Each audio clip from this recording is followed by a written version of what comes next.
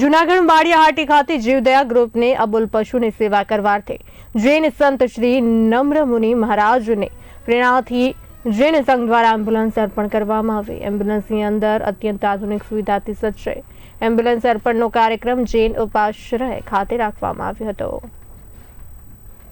રાષ્ટ્રીય સંત નમ્ર મુનિ મહારાજની પ્રેરણાથી ચાલુ વર્ષે જે 26 એનિમલ એમ્બ્યુલન્સનું વિતરણ કરવામાં આવ્યું હતું, એ પૈકી એક એમ્બ્યુલન્સનું વિતરણ માળિયાહાટીમાં તનકલ જૈન સંઘના સાનિધ્યમાં કરવામાં આવ્યું છે।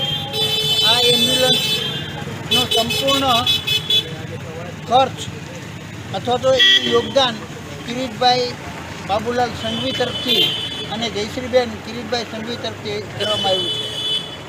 એમ્બ્યુલન્સની અંદર તમામ સુવિધાઓ પ્રાપ્ત કરવામાં આવી છે। આજે ઘણા સમયથી માળિયાહાટીના આજુબાજુના ગામની અંદર અને આજુબાજુના વિસ્તારની અંદર અમે અબોલ જીવોની જે સેવાકીય કાર્ય કરીએ છીએ, જે અમારા ગ્રુપનું નામ છે જીવદયા ગ્રુપ, અને તમે લોકો અમારાથી બરોબર પરિચિત છો।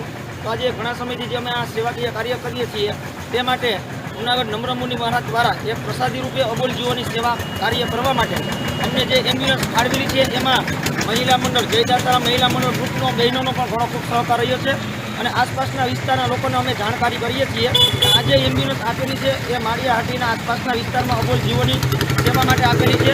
તો